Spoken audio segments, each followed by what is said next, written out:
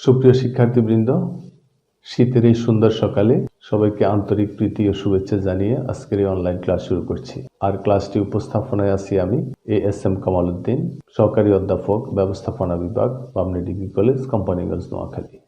আশা করি যে যেখানে বসে এই ক্লাসটি উপভোগ করছো সেখানে সবাই ভালো আছো, নিরাপদে আছো, সুস্থ আছো। শীতের প্রকোপ কিন্তু বাড়ছে দিন দিন, এবং এর সাথে সাথে কিন্তু করোনার প্রভাবও কিন্তু বাড়ছে, সংক্রমণের হার কিন্তু বাড়ছে। অবশ্যই পুরোপুরি স্বাস্থ্যবিধি মেনে চলবে, নিজের স্বার্থে, নিজের সুরক্ষার স্বার্থে, নিজের সুস্থতার স্বার্থে, পরিবারের সুস্থতা সুরক্ষার স্বার্থে, নিরাপত্তার স্বার্থে অবশ্যই স্বাস্থ্যবিধিকে পুরোপুরি মেনে চলবে। যাই হোক, সবাই ভালো থাকবে, সুস্থ থাকবে, এই প্রত্যাশায় আজকের ক্লাস শুরু করছি। আমাদের বিগত ক্লাসে আলোচনা করেছিলাম আমরা ব্যবস্থাপনার 3টি স্তর নিয়ে। তোমাদের যারা ওই ক্লাসে অংশগ্রহণ করেছো তাদের মনে থাকার কথা। আর সেই ক্লাসের ঘোষণা অনুযায়ী আমাদের আজকের ক্লাসের আলোচনা হচ্ছে ব্যবস্থাপনার নীতি বা প্রিন্সিপালস অফ ম্যানেজমেন্ট। তোমরা নিশ্চয়ই জেনেছো আমাদের আলোচনা থেকে বা পূর্বের আলোচনা থেকে জানবার কথা যে আধুনিক ব্যবস্থাপনার জনক বলা হয় হেনরি ফেয়ালকে। এখানে একটা কথা বলে রাখা ভালো, অনেক স্টুডেন্ট কনফিউজড হয়ে যায় যখন বলা হয় আধুনিক ব্যবস্থাপনার জনককে। কেউ কেউ বলে দেয় FW টেলর। এই উত্তরটি সম্পূর্ণরূপে ভুল। FW টেলর হচ্ছেন মূলত বৈজ্ঞানিক ব্যবস্থাপনার জনক বা ফাদার অফ সায়েন্টিফিক ম্যানেজমেন্ট। আর আধুনিক ব্যবস্থাপনার জনক হচ্ছে মিস্টার হেনরি ফেয়াল। আর আজকে যে আলোচনা আমাদের ব্যবস্থাপনার নীতিসমূহ, এই ব্যবস্থাপনার 14টি নীতি প্রণয়ন করেছেন মূলত আধুনিক ব্যবস্থাপনার জনক হেনরি ফেয়াল। আমরা এক এক করে এই 14টি নীতি নিয়ে আলোচনা করব। এই 14টি নীতি আলোচনা করতে গিয়ে আমাদের ক্লাসের ব্যাপকতা বা পরিধি একটু বাড়তে পারে। হয়তো সাধারণ ক্লাসে আমরা হয়তো 25 থেকে 30 মিনিটের মধ্যেই শেষ করার চেষ্টা করি সবসময়। আজকেও চেষ্টা করব আমি যতটা সম্ভব দ্রুত আলোচনাটা শেষ করতে। তারপরেও যেহেতু 14টা নীতি, প্রাসঙ্গিক অনেক কথা হয়তো বলতে হবে বা না বলে উপায় থাকবে না, সেই ক্ষেত্রে হয়তো এই ক্লাসের পরিধিটা কিছুটা বাড়তে পারে। তো আশা করি ধৈর্যের সাথে একেবারে শুরু থেকে শেষ পর্যন্ত এই ক্লাসটি উপভোগ করবে। এবং বরাবরের মতোই বলছি যে ক্লাস শুরু করার আগে অবশ্যই তোমার খাতা এবং কলমটি সঙ্গে নিয়ে তারপরে এই ক্লাসটি করতে বসবে।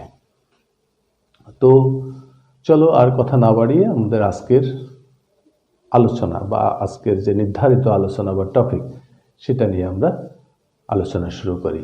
মিস্টার হেনরি ফেয়াল ব্যবস্থাপনার 14টি নীতি প্রদান করেছেন। 14টি নীতি। এখন আমরা প্রথমে জানবার চেষ্টা করি আসলে নীতি কি। নীতি হচ্ছে এক ধরনের আদর্শ যেটা অবশ্যই পালন করা উচিত। আমাদের প্রত্যেকের জীবনে আমরা কিন্তু কিছু না কিছু, আমাদেরকে অনেকগুলো নীতি কিন্তু পালন করতে হয়।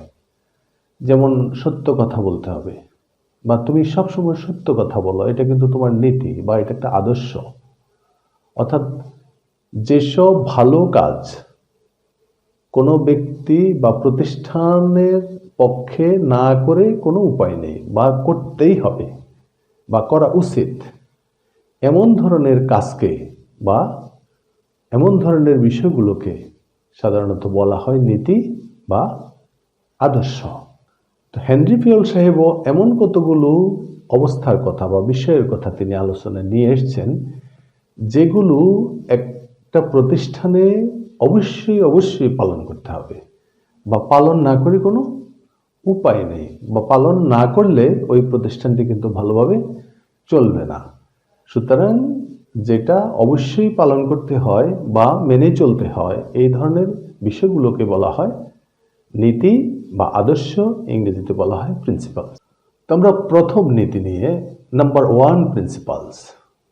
1 নম্বর নীতি হচ্ছে কার্য বিভাজন নীতি বা কাজ ভাগ করার নীতি। এটার ইংলিশটা হচ্ছে ডিভিশন অফ ওয়ার্ক। একটা প্রতিষ্ঠানে কিন্তু নানা রকম কাজ থাকে, এই কাজগুলোকে বিশেষায়ন করে ভাগ করে নিতে হয়। বিশেষায়ন বলতে কেমন? যেমন ধরো তোমরা এই ডাক্তার, বিশেষ করে ডাক্তার দিয়ে উদাহরণ যদি দিই আমি বুঝতে পারবে তোমরা। যেমন তোমরা তার নাম শুনেছ যে ডাক্তার অমুক হৃদরোগ বিশেষজ্ঞ, অর্থাৎ তিনি হৃদরোগ নিয়ে পারদর্শী, অর্থাৎ হৃদয় সংক্রান্ত যত হার্টের যত রোগ আছে তিনি সে ব্যাপারে তিনি এক্সপার্ট বা তিনি বিশেষজ্ঞ। বা একজন চক্ষু বিশেষজ্ঞ, তিনি চোখের যত রকমের রোগ আছে সেটা নিয়ে তিনি বিশেষজ্ঞ। একজন স্কিন স্পেশালিস্ট, চর্মরোগ বিশেষজ্ঞ। একজন কিডনি বিশেষজ্ঞ, একজন লিভার বিশেষজ্ঞ। অর্থাৎ তারা সবাই ডাক্তার, কিন্তু আবার এক একটা সাইডে কিন্তু এক একজন পারদর্শিতা অর্জন করেছেন। কেউ সার্জন, ওনারা অপারেশন করেন, কাটাছেঁড়া করেন, এটা অন্য ডাক্তার হয়তো করেন না, তিনি কাটাছেঁড়ার ব্যাপারে তিনি এক্সপার্ট। এরকম একটা প্রতিষ্ঠানেও কাজগুলোকে এরকম বিশেষায়িত করে নিতে হয়, অর্থাৎ কাজের ধরন অনুযায়ী কাজকে ভাগ করে নিতে হয়। যেমন ধরো একটা উৎপাদনমুখী প্রতিষ্ঠানে যে উৎপাদন একটা কাজ, হ্যাঁ, তারপরে এটা প্যাকিং একটা কাজ, হ্যাঁ, তারপরে এটাকে ওয়্যার হাউজিং করা, গুদামজাত করা, এটা এক ধরনের কাজ। হিসাব নিকাশ করা এক ধরনের কাজ। এই পণ্যকে মার্কেটিং করা বা বিপণন করা, এটা এক ধরনের কাজ। হ্যাঁ, এই প্রতিষ্ঠানের মানুষগুলোকে তোমার কি করা, মানে একটা অর্গানোগ্রামের মধ্যে স্থাপন করা, পদবি নির্ধারণ করা, তাদের বেতন নির্ধারণ করা ইত্যাদি কিন্তু এক এক ধরনের কাজ। হ্যাঁ, তারপরে মেশিনারিজ ঠিক করা, মেশিনারিজ যদি তোমার সমস্যা হয় সেগুলোকে মেরামত করা, এগুলো কিন্তু এক ধরনের কাজ। বিল্ডিং মেরামত এক ধরনের কাজ। মানে এই যে বিভিন্ন ধরনের কাজ, এখন একটা কাজ কিন্তু সবগুলো কাজ কিন্তু একজন ব্যক্তি পারে না। কোনো ব্যক্তি সকল কাজে পারদর্শী নয়, তবে একজন ব্যক্তি এক বা একাধিক কাজে পারদর্শী হতে পারেন, তবে সব কাজে কিন্তু হলে কিন্তু আসলে কোনো কাজে তিনি ভালো জানেন না। এই জন্য মিস্টার হেনরি ফেয়ল প্রথম পরামর্শ হচ্ছে ওনার, প্রথম নীতিটা হচ্ছে ওনার যে একটা প্রতিষ্ঠানের কাজকে কি করতে হবে, ভাগ করে নিতে হবে। ভাগ করে যেই কাজের জন্য যেই ব্যক্তি উপযুক্ত বা যেই কাজের জন্য যেই ব্যক্তির জ্ঞান যতটা ভালো বা দক্ষ যিনি, তাকে সেই কাজের দায়িত্ব দেওয়া। এই উদ্দেশ্যেই কিন্তু প্রতিষ্ঠানের কাজকে বিভাজন করা হয় বা ভাগ করা হয়, এবং প্রতিষ্ঠানের কাজগুলোকে সুশৃঙ্খলভাবে গুছিয়ে সুচারুরূপে পরিচালনা করার জন্যই মূলত প্রতিষ্ঠানের কাজগুলোকে ভাগ করে নিতে হয়। নাম্বার 2, দায়িত্ব ও কর্তৃত্বের সমতা। দায়িত্ব ও কর্তৃত্বের সমতা, এটার ইংলিশ টার্মটাও বলে দিচ্ছি আমি সঙ্গে। সমতা ইংরেজি হচ্ছে ব্যালেন্স করা। তো balancing of responsibility and authority. Responsibility হচ্ছে দায়িত্ব, অথরিটি হচ্ছে ক্ষমতা। এখন কর্তৃত্ব এবং দায়িত্ব, এই দুটোর মধ্যে একটু পার্থক্য আছে। দায়িত্ব কর্তৃত্ব শব্দ দুইটা ভিন্ন ভিন্ন। দায়িত্বটা হচ্ছে কোনো একটা কাজ কাউকে করতে দেওয়া, কোনো একটি কাজ কাউকে করতে দেওয়ার নাম হচ্ছে দায়িত্ব অর্পণ করা। এখন কাজটি করার জন্য কিছু ক্ষমতা দরকার, প্রয়োজনীয় ক্ষমতাও কিন্তু তাকে দিতে হবে। এটি হচ্ছে দায়িত্ব এবং কর্তৃত্বের সমতা। আমরা যদি একটা এক্সাম্পল দিয়ে বলি, তুমি তোমার একজন অফিস কর্মকর্তাকে তুমি কোন একটি কাজের দায়িত্ব দিলে, হ্যাঁ, কিন্তু সেই কাজটি করতে গিয়ে তাকে কিছু কিছু ক্ষেত্রে কিছু সিদ্ধান্ত নিতে হয়। এই সিদ্ধান্ত নেওয়ার কোনো ক্ষমতা দিলে না, কাজটি করতে দিলে, কিন্তু কাজটি করতে গিয়ে তাকে কখনো কখনো যে সকল সিদ্ধান্ত নিতে হয়, কিছু কিছু সিদ্ধান্ত, কোনোটি বাদ দেওয়া, কোনোটি গ্রহণ করা, সংযোজন করা, সংশোধন করা, বিয়োজন করা ইত্যাদি ইত্যাদি, এই ক্ষমতাটা তুমি অর্পণ করলে না, তাহলে কিন্তু এই দায়িত্ব এবং কর্তৃত্বের মধ্যে সমতা রইল না। হ্যাঁ, এই ক্ষেত্রে কিন্তু কাজটি সুন্দরভাবে সম্পাদিত হবে না। সো কোনো একজন কর্মীকে তুমি যদি কাজের দায়িত্ব দাও, সঙ্গে সঙ্গে তাকে কর্তৃত্বও ততটুকু অর্পণ করতে হবে। এটি হচ্ছে ব্যবস্থাপনার দ্বিতীয় নীতি। নাম্বার 3, শৃঙ্খলা। শৃঙ্খলার ইংরেজি ডিসিপ্লিন, তোমরা সবাই জানো। ডিসিপ্লিন মানে একটা প্রতিষ্ঠানে তোমার একটি নিয়ম শৃঙ্খলা, নিয়মানুবর্তিতা তৈরি হওয়া, সময়ানুবর্তিতা থাকা, প্রতিষ্ঠানের আনুগত্য মানে প্রতিষ্ঠানের প্রতি আনুগত্য থাকা, প্রতিষ্ঠানের নীতি পলিসি, তোমার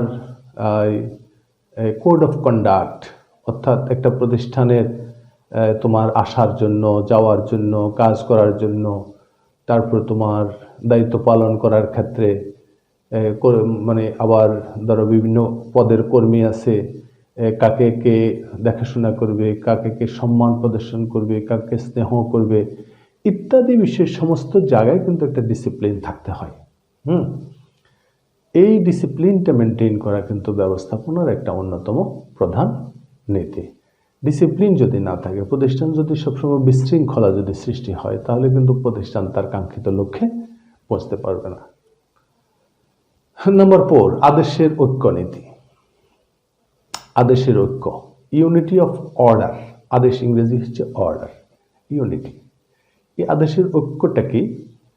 আদেশের ঐক্যটা হচ্ছে, ধরো তুমি একটা প্রতিষ্ঠানে জব করো বা সার্ভিস দিচ্ছ, সেখানে তোমার বস আছে, একাধিক বসও কিন্তু থাকতে পারে। একজন বস যে থাকবে তা নয়, তোমার উপরে একাধিক বসও থাকতে পারে।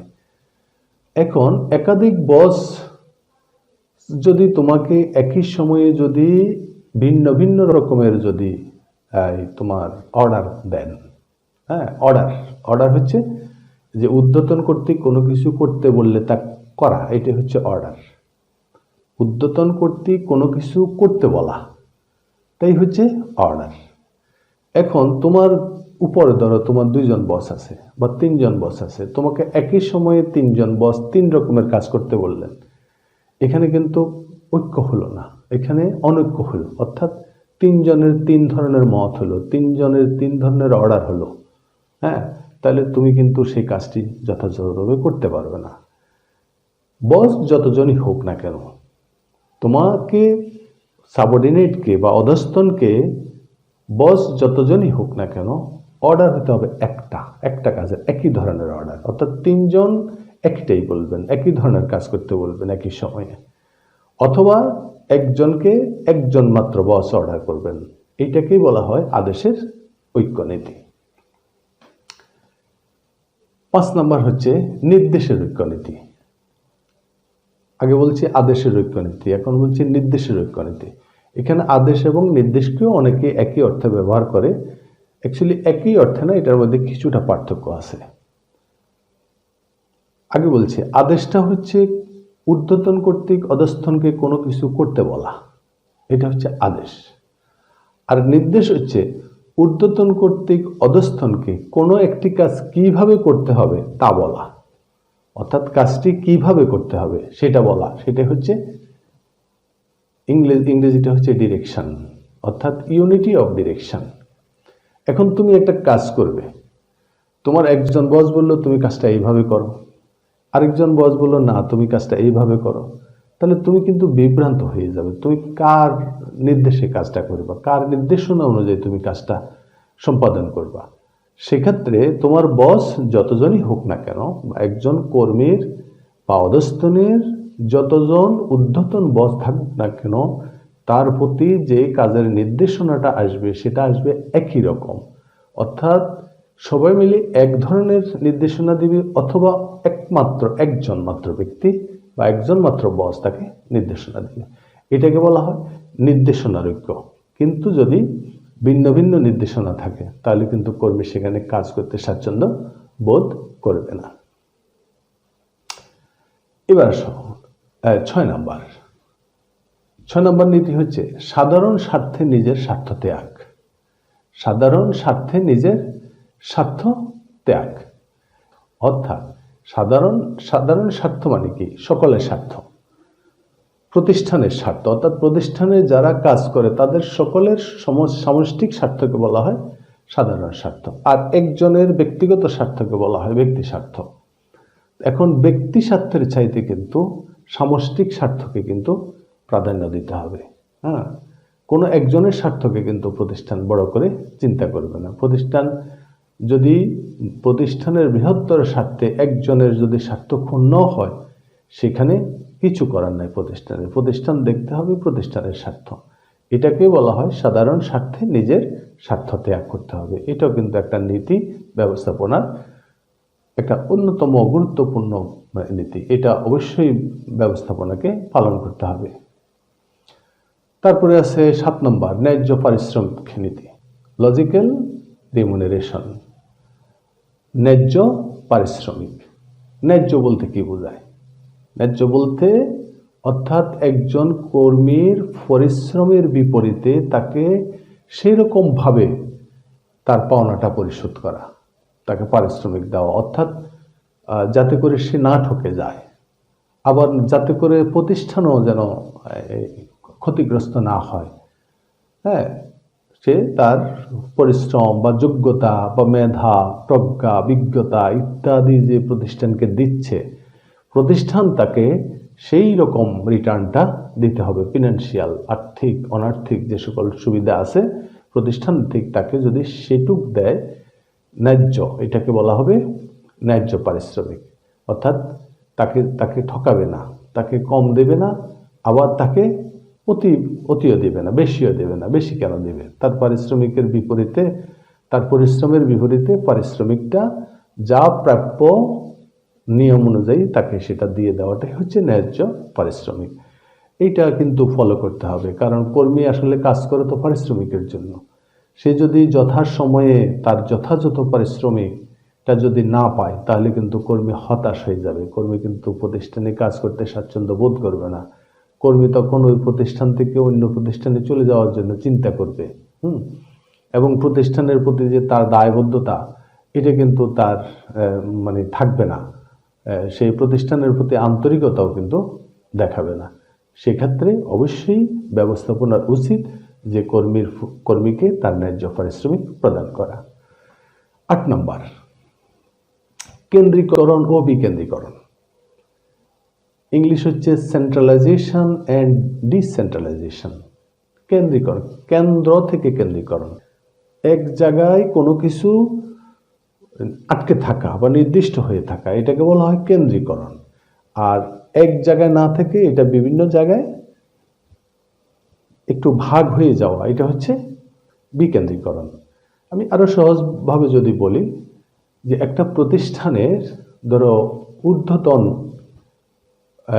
ব্যবস্থাপকের হাতের মুঠোয় বা তার কাছে যদি প্রতিষ্ঠানের সমস্ত ক্ষমতা যদি একেবারে আটকে থাকে বা একেবারে ক্ষমতা যদি কুক্ষিগত হয়ে থাকে, ওনার কথার বাইরে যদি কোনো কিছুই যদি না চলে, তার যে আরো যে অধস্তন যেই ব্যবস্থাপকগণ আছে তারা যদি কোনো ক্ষমতাই প্রদর্শন না করতে পারে, তারা যদি কোনো সিদ্ধান্ত দিতে না পারে, তাহলে কিন্তু প্রতিষ্ঠান এক ব্যক্তির উপর নির্ভর হয়ে থাকলে প্রতিষ্ঠান কখনোই তার কাঙ্ক্ষিত উদ্দেশ্য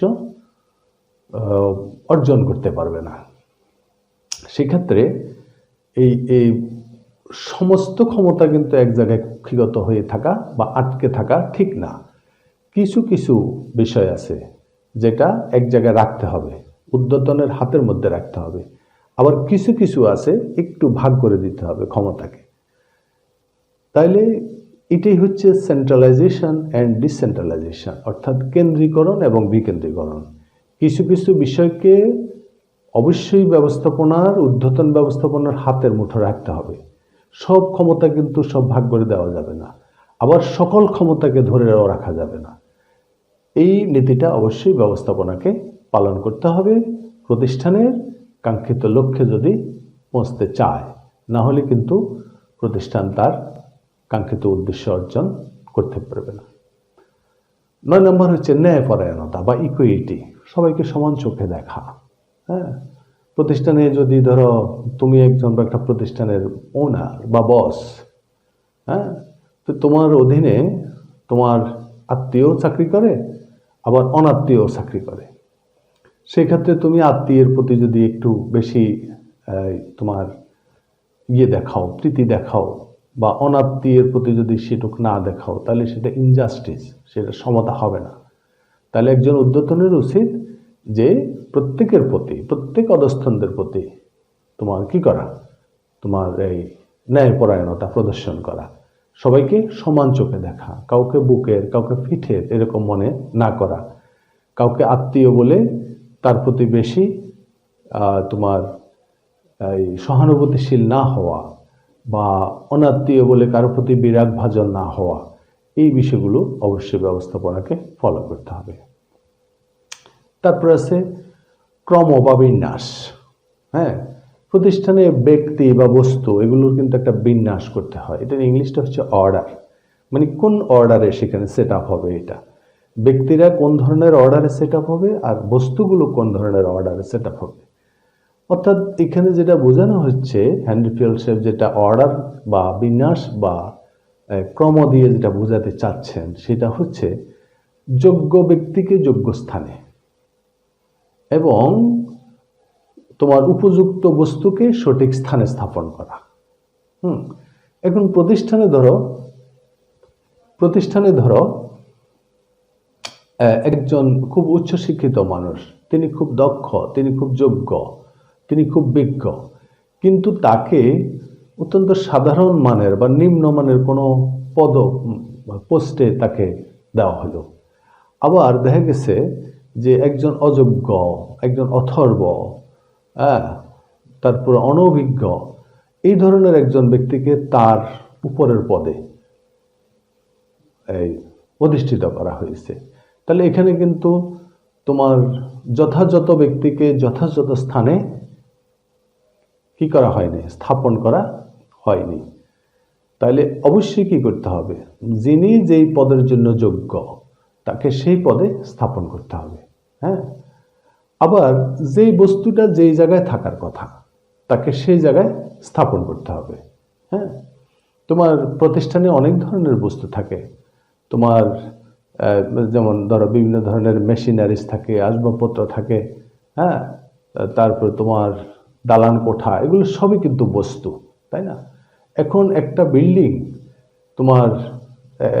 বিল্ডিং হয়তো এক জায়গায় স্থাপন করার কথা, সঠিকভাবে ওখানে করলে সঠিক হতো, কিন্তু সেটাকে যদি ভিন্ন আরেক জায়গায় স্থাপন করা হয় তাহলে কিন্তু সঠিক বস্তুকে তোমার সঠিক জায়গায় স্থাপন করা হলো না।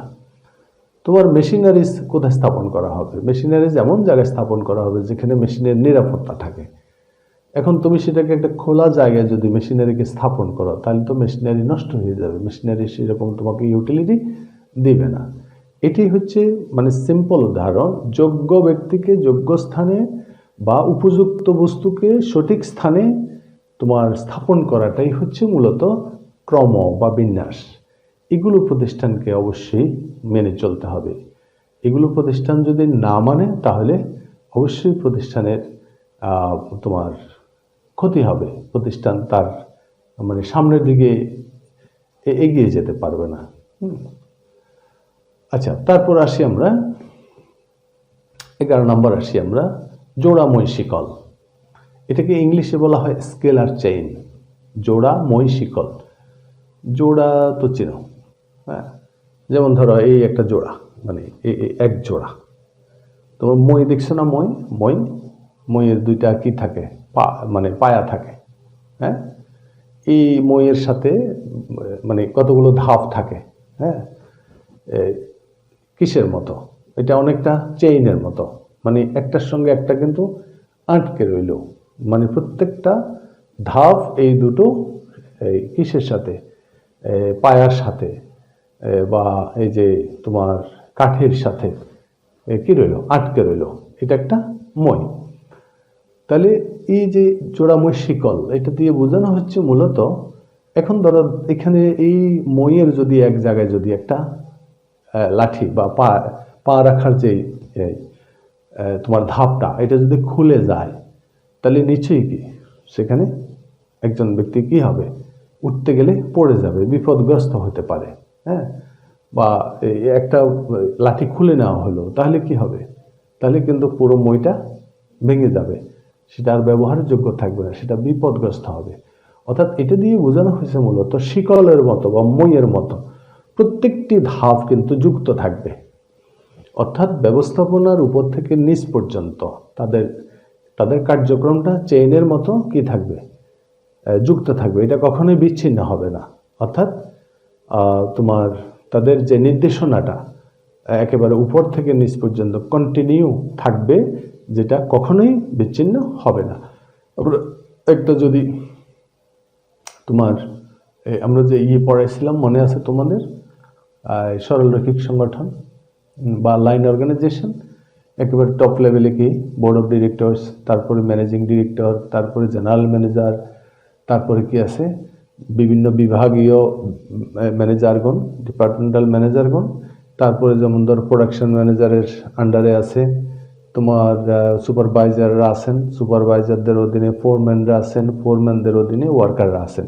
এই যে টপ টু বটম একেবারে উপর থেকে নিচ পর্যন্ত, এটা কিন্তু চেইনের মতো কিন্তু বা শিকলের মতো বা মইয়ের মতো কিন্তু নেমে আসছে। এটা কোথাও যদি বিচ্ছিন্ন হয়ে যায় তাহলে কিন্তু আর অর্ডারটা বা ডিরেকশনটা কিন্তু নিচ পর্যন্ত পৌঁছবে না। এই জন্য এই ব্যবস্থাপনায় এই জোড়াময় শিকল নীতিটা অবশ্যই পালন করতে হবে। 12 নম্বর হচ্ছে চাকুরির স্থায়িত্ব, স্টেবিলিটি অফ সার্ভিস। অর্থাৎ একজন কর্মী তোমার প্রতিষ্ঠানে চাকরি করবে, অথবা তুমি যেখানে চাকরি করো সেখানে তুমি যদি সবসময় চাকুরি নিয়ে চিন্তা থাকো যে আমার চাকুরিটা কাল থাকবে কি না চলে যাবে, এই ধরনের যদি একটা ফ্রাস্ট্রেশনের মধ্যে থাকো, হতাশার মধ্যে থাকো, দুশ্চিন্তার মধ্যে থাকো, তাহলে তুমি তোমার কাজ কিন্তু ভালোভাবে করতে পারবে না। প্রতিষ্ঠান তোমাকে এনশিওর করতে হবে বা তুমি তোমার প্রতিষ্ঠানের কর্মীদেরকে এনশিওর করতে হবে যে তোমার চাকুরির নিরাপত্তা আছে। তবে তুমি এই কাজগুলো যদি করো প্রতিষ্ঠান বিরোধী, তাহলে তোমার চাকরি ক্ষতি হতে পারে। আর তুমি যদি সেগুলি না করে প্রতিষ্ঠানের যদি অবিডিয়েন্ট থাকো প্রতিষ্ঠানের প্রতি এবং প্রতিষ্ঠানের জন্য যদি তুমি আন্তরিকভাবে কাজ করো, তাহলে তোমার চাকরির অবশ্যই নিশ্চয়তা আছে। তাহলে এই জিনিসগুলো ক্লিয়ার করে দিতে হবে। এবং কর্মী যদি বোঝে তার চাকরি নিরাপদ আছে, তাহলে কিন্তু সে স্বাচ্ছন্দ্যে কাজ করতে পারবে। এটা গেল চাকরির স্থায়িত্ব বা স্টেবিলিটি অফ সার্ভিস 12 নম্বর। 13 নম্বর আছে উদ্যোগ গ্রহণের সুযোগ প্রদান। অর্থাৎ প্রতিষ্ঠানে যারা উদ্যোগ, এটাকে উদ্যোগও বলা হয়, দুভাবেই শুদ্ধ, উদ্যোগও বলতে পারো উদ্যোগও বলতে পারো। ইনিশিয়েটিভ, ইংরেজি হচ্ছে ইনিশিয়েটিভ।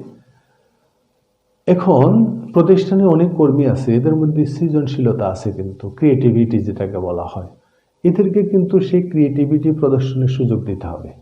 অর্থাৎ কর্মীর মধ্যে যে এই প্রতিভা আছে, এই প্রতিভাটাকে ফুটিয়ে তোলার জন্য, তার ক্রিয়েটিভিটিকে প্রদর্শন করার জন্য তাকে কিন্তু সেরকম পরিবেশ দিতে হবে, সেরকম সুযোগ দিতে হবে। তাহলে কর্মী তার নতুন নতুন উদ্যোগ বা নতুন নতুন উদ্ভাবন, নতুন নতুন তার যে সৃজনশীলতা, এগুলো কিন্তু প্রদর্শন করতে পারবে। এই নীতি পালন না করলে প্রতিষ্ঠানের কর্মীরা কখনোই তাদের সৃজনশীলতা বা তাদের প্রতিভা এগুলো কিন্তু প্রদর্শন করতে পারবে না। নাম্বার একেবারে 14, শেষ নাম্বার, এটা হচ্ছে একতা, ইউনিটি। একতাই বল, ইউনিটি ইজ স্ট্রেংথ। তোমরা এটা ছোটবেলা থেকে পড়ে আসছো। এটা কিন্তু ব্যবস্থাপনার একটা অত্যন্ত গুরুত্বপূর্ণ নীতি। প্রতিষ্ঠানে যারা কাজ করেন তাদের মধ্যে যদি একতা না থাকে, তারা যদি বিভক্ত হয়ে থাকে, বিভাজন হয়ে থাকে, তাহলে কিন্তু প্রতিষ্ঠান তার কাঙ্ক্ষিত লক্ষ্যে পৌঁছতে পারবে না। একটা প্রতিষ্ঠানে কিন্তু মানুষ যত বেশি হোক না কেন, তাদের উদ্দেশ্য কিন্তু এক জায়গায়, লক্ষ্য কিন্তু এক স্থানে।